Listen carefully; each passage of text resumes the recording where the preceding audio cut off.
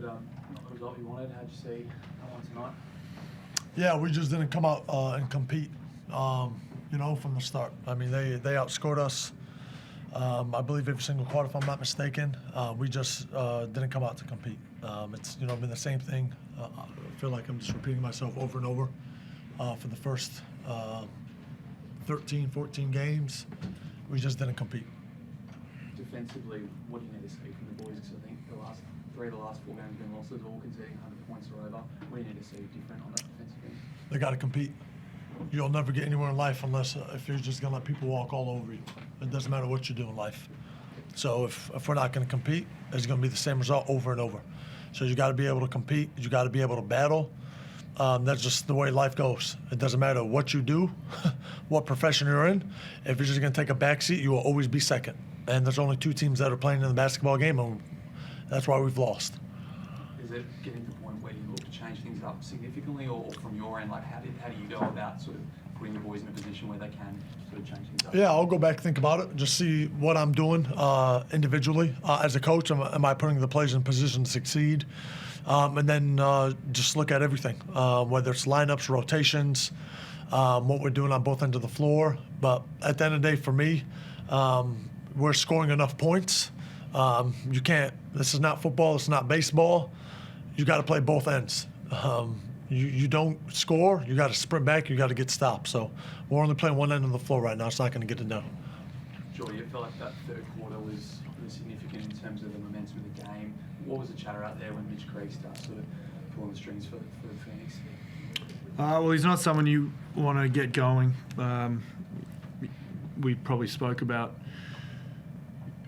throwing that first punch to start that second half, and then a lot of our battle right now is how do we turn words into actions, and we'll learn from it. Mitch is a great player, so credit to him, but yeah, we probably didn't want to let him get rolling. It was hard to. We were kind of reeling from there. Mahmoud talks a little bit about attitude and sort of buy-in and stuff like that. I mean, do you see that? Do you feel like the boys could do with a bit of a lift in that area?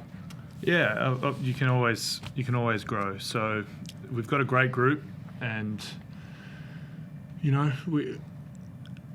got to have as many guys willing to learn and grow, and we've got guys who are definitely willing to grow. So can they put in the work day in, day out? And I think we've got a group that's going to do that and bounce back strong. So down the line we've got great guys, and they're going to turn around from here. The last couple of seasons, the 2 back-to-back championships, the word that was used often to describe you guys was dogs. Is that what's missing right now? Sort of that dog mentality that was always spoken about during those championship years? Yeah. That'd probably be a good way to sum it up. And you got to take pride, as people talk about having pride on that end of the floor, but it's you got to make the other team feel you. And we're running a system that gives us an opportunity to make the other team feel us, and so we got to connect the dots there, and we don't need to necessarily copy the emblem from the last 2 years, but some of that essence will go a long way for us. I mean, what do you need to see from Angus Glover to get his minutes pumping up a bit? No, I think he's doing some good things. Like I said, we just got a talented team, and it's just sometimes it's hard to get certain guys minutes in certain games. But I mean, he's doing a lot of good for us. So. And do you expect Kawhi Noy might be back for Jack Jumpers next week? I have no clue, to be honest. Hopefully, we'll find that out tomorrow. Anyone on the Zoom? Matt Cleary asked questions. Yeah, thanks, mate. You got me there, Coach? Yep. Mate, Alan Williams, 4 fouls. He came on late in the third quarter. On a bit of a lame end, but why did you run more at him and try and extract that 5th foul? Or did you? Were you trying to? No, honestly, I mean, like I said, it's offensively, I mean, we did everything and anything, that we wanted, but we can't give up 104 points. I thought our guys did a good job of attacking, but we can't play one end of the floor. You can't give up 104 points. Can't give up triple digits and expect to win on a consistent basis.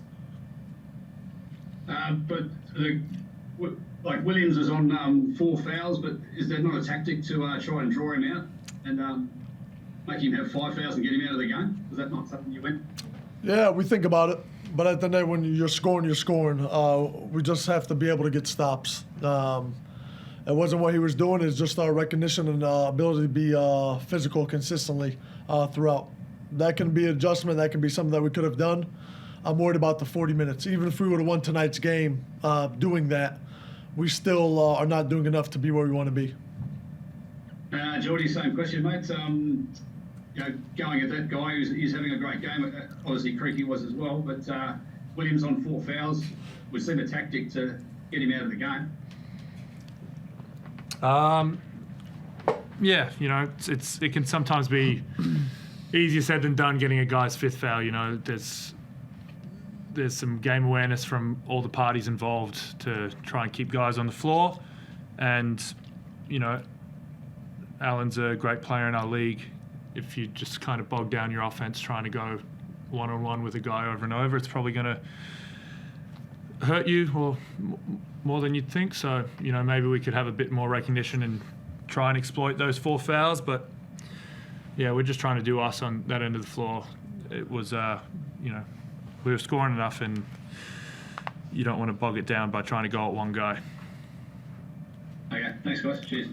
Matty McQuaid, last one. Yeah, just one for you, mate, because you've been a part of this for a long time. Tonight, it's one of those things where it's a disappointing result, but you actually tied a franchise record tonight.